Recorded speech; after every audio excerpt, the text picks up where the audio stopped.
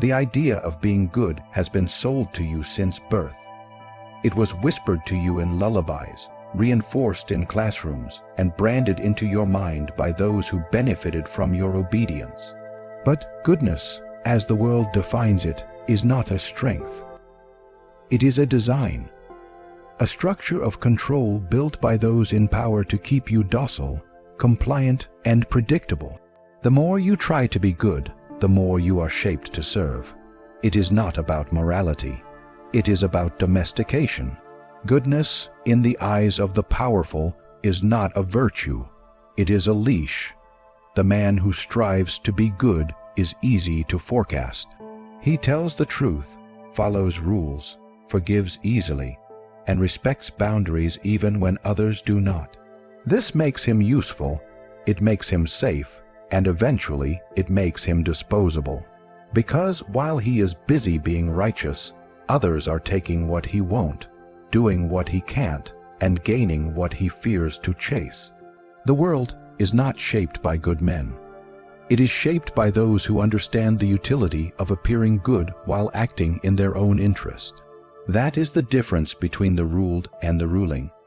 Every empire was built not by kindness, but by strategy cloaked in civility.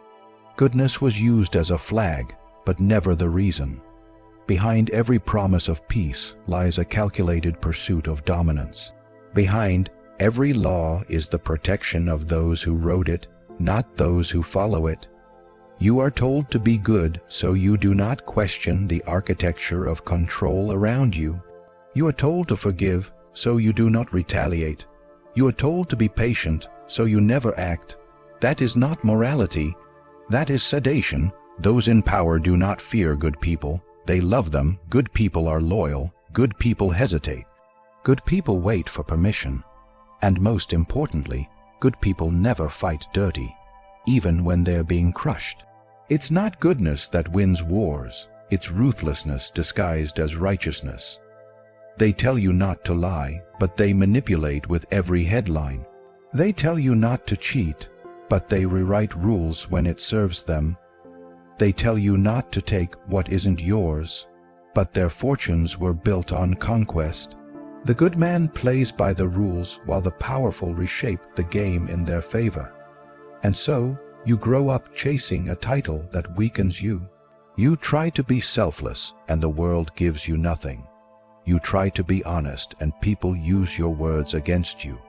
You try to be generous and you attract the leeches. You think goodness will be rewarded, but what it really gets you is passed over, stepped on, and forgotten. Because goodness without power is not nobility, it's vulnerability. To escape this cage, you must first see it for what it is. Goodness, as defined by the system, was never meant to liberate you. It was designed to pacify you. The most obedient soldier is not the one with the biggest weapon, but the one who believes in the morality of his chain. That belief is what keeps him from rebellion. That belief is what makes him useful. And when he's no longer useful, that belief will not save him. It will bury him. The world is not waiting to reward your decency. It is not watching your sacrifices with admiration. It is watching to see if you will ever wake up, if you will ever realize that the pedestal of virtue they promise you is actually a prison cell, that your silence is not grace, it is submission, that your restraint is not wisdom, it is fear, and that your goodness, pure as it may seem, is only valuable to those who use it against you. Honor is the most seductive lie ever created to control the ambitious. It disguises itself as strength, as nobility, as the moral compass of the powerful. But in reality, honor is a mechanism of control, designed to bind the strong in chains of hesitation. It is the illusion that virtue can lead you to power, that fairness will reward you, and that righteousness is a strategy. It is not.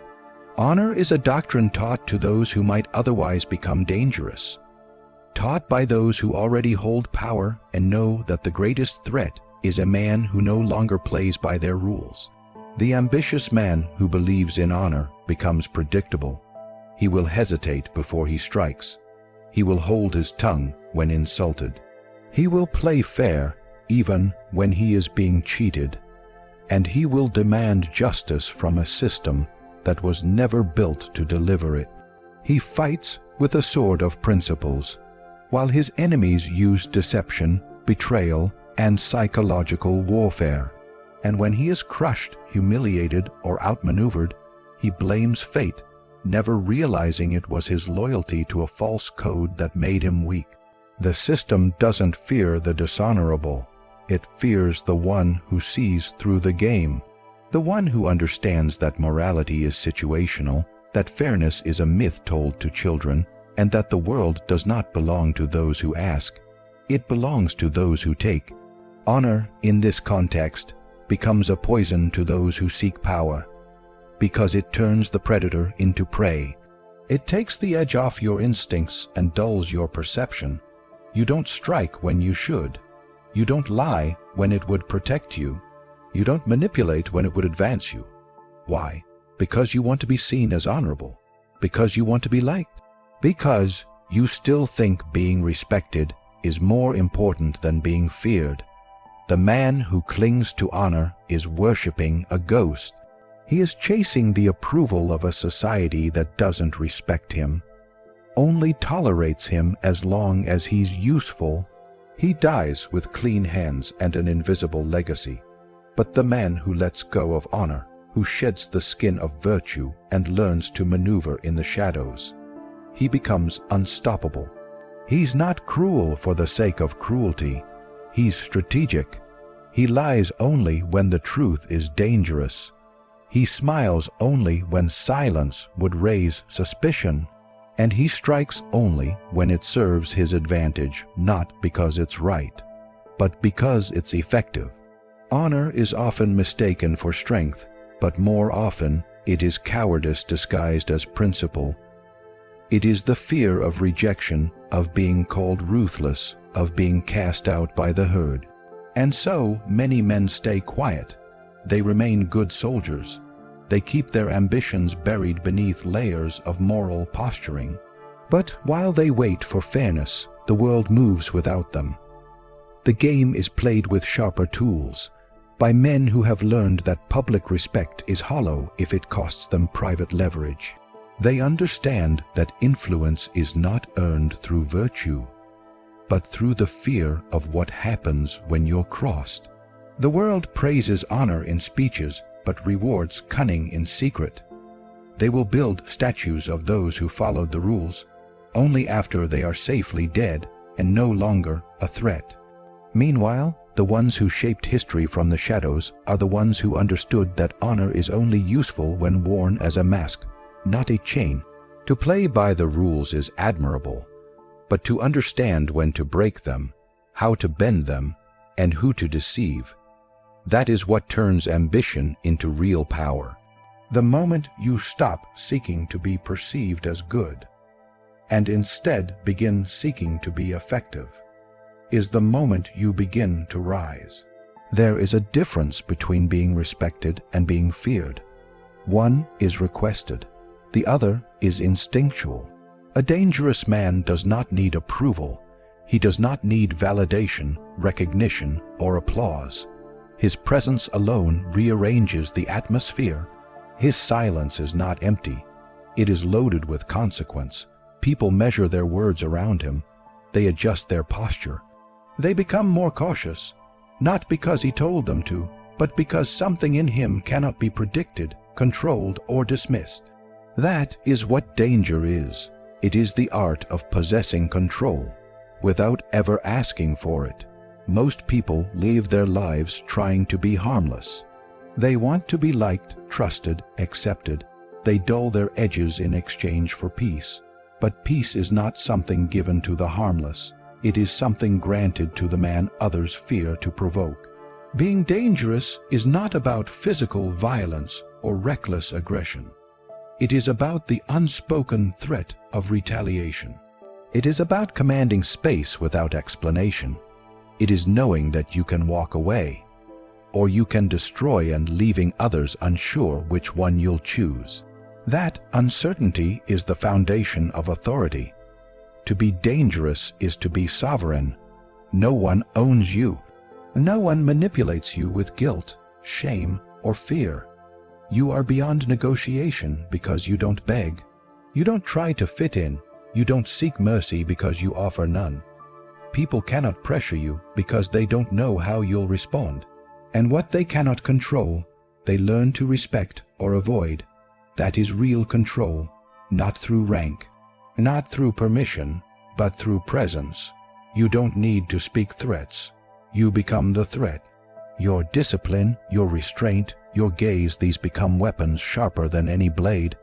The world trains men to be safe, to suppress their rage, to bottle their ambition, to lower their standards so no one feels inferior. But the man who reclaims his danger is not cruel. He is awake. He sees the game for what it is. He does not ask the world to treat him fairly. He ensures that it does. He walks through life with the power to punish, but the wisdom to choose when. And in that choice he finds dominion. Because while others scream and demand respect, he simply receives it. Danger at its core is competence wrapped in mystery. It is having power and hiding it just enough to keep others guessing. It's when they don't know what you'll do next, and they fear that what you do will cost them. That fear changes how they move. It alters their decisions. You don't have to be loud. You don't have to make declarations. Just being the one they cannot read, cannot predict, cannot conquer. That alone makes you dominant. You will know you've become dangerous when others begin to act carefully around you. When they think twice before lying. When they hesitate before crossing a boundary. When your silence speaks louder than their shouting. This kind of energy doesn't come from appearances. It comes from a cultivated will, sharpened through failure, betrayal, discipline, and self-mastery. The dangerous man has already faced his own darkness. That's why he's calm. That's why he doesn't flinch. And that's why no one else wants to face him. You don't need a crown to rule. You don't need permission to be powerful. You need to become the kind of man who does not yield, who does not ask, who does not hope that others will treat him right, but ensures it by becoming too costly to offend. That is control without permission. That is what it means to be dangerous, not because of what you say, but because of what you're capable of and how little of it you've had to show. Kindness is praised by the weak because it is the only weapon they know how to wield. But in the world of strategy, kindness means nothing if it is not useful. To lead with your heart in a world ruled by minds is to walk into battle naked.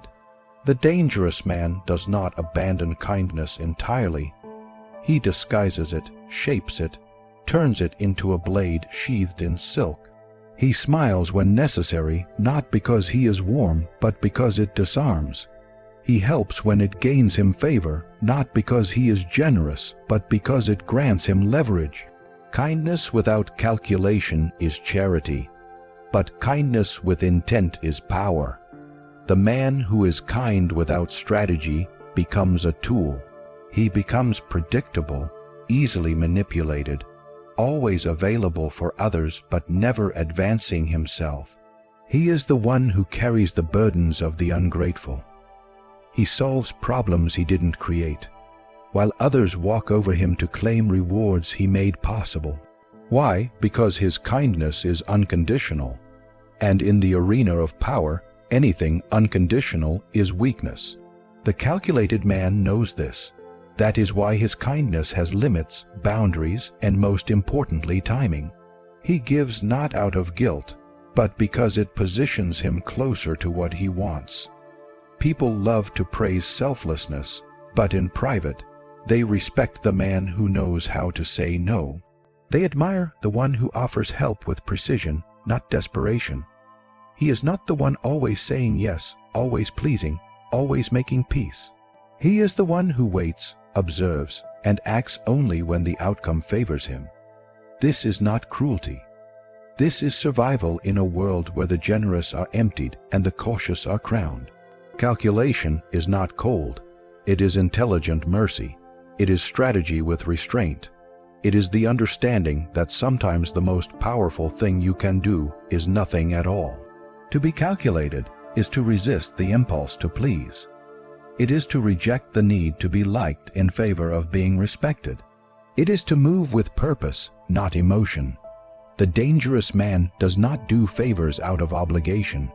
He chooses who to help, how much to give, and when to withhold. He understands that scarcity increases value. If he is too kind, his presence becomes common. If he is too generous, his strength becomes invisible. But when he speaks rarely, gives selectively, and smiles like a mask over a sharpened will, others begin to treat his actions like gifts, not expectations. The calculated man is not cold-hearted. He is clear-headed. He understands that real relationships are built on mutual benefit, not emotional charity. He is not seduced by the illusion of eternal loyalty, nor is he distracted by the need to be loved. He is focused on positioning, on leverage, on timing.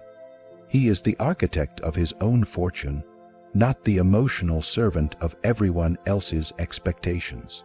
And when he does offer kindness, it is remembered because it is rare, and it is never wasted on those who cannot return it. When others are kind to gain favor, he is quiet. When others give away their power to look noble, he watches. And when the moment arrives to make his move, he does so with precision, not to feel good, but to win. He is not reckless. He is not cruel. He is simply untouchable, because no one knows where his generosity ends and his strategy begins. That uncertainty is what makes his kindness dangerous. And in a world that rewards advantage, it is not the soft-hearted who rise. It is the sharp-minded who know how to appear kind while remaining absolutely untouchable underneath. Reputation is a mask, and the most feared man is the one who no longer cares how the world sees him. When you stop trying to be liked, you become unpredictable. When you no longer chase approval, your moves become clean, sharp, and unrestrained. The moment you abandon the need to be seen as good, you gain the space to become effective. The man who fears being called ruthless will always act too late, speak too softly, and compromise too much. But the man who embraces the label, who allows the world to whisper his name with caution, becomes a presence that shapes the behavior of others without lifting a finger. Obedience is not given to the likable, it is given to the powerful. The people do not follow the soft voice in the corner. They follow the man they cannot defy without consequence, and often that man is not the loudest. He is not the most visible. He is the one whose silence feels like pressure, the one whose absence still commands respect. That kind of gravity is born not from popularity, but from fear sharpened into admiration. People may call you ruthless, arrogant, or cold. Let them. Those words are simply the noises made by those who fail to control you. There is a psychological truth beneath all power. Fear lingers longer than love. Love must be constantly fed with gestures, loyalty, and sacrifice. But fear, real fear, remains even in silence. It keeps people careful. It makes them think twice before challenging you. The moment people fear the cost of crossing you more than they value the gain, they begin to obey instinctively. And once obedience becomes instinct, you no longer have to demand power. You simply embody it. The man who tries to win everyone over becomes stretched thin. He compromises to please. He lowers his standards to be accepted. He apologizes for his ambition, softens his voice, dilutes his message. And in doing so, he becomes invisible. But the one who lets go of the mask, the one who lets the world call him whatever it wants, remains solid. He doesn't explain himself. He doesn't justify his decisions. He acts with clarity, and his results become louder than his words. The world fears the man who acts without shame, the man who does what must be done without seeking permission. He fires without guilt. He walks away without explaining. He says no and does not flinch. To most, that is cold. To the strategic, that is strength. He knows that ruthlessness is not about cruelty. It's about precision. It's about cutting away what weakens you, even if it offends others. It's about making decisions that serve your mission, not your image. And that makes him a threat to every man still pretending to be harmless. To lead without apology, to be unmoved by judgment, to move decisively while others beg for consensus. That is the behavior of kings, not servants. And yet, the world will always attempt to guilt the powerful into hesitation. They will say you've gone too far, that you've become cold, that you've changed. Good, let them say it. That's how you know they've begun to fear you. That's how you know you've risen above the crowd and become something they can no longer control with compliments or criticism. You will know you are becoming powerful the moment your name starts working before you enter the room.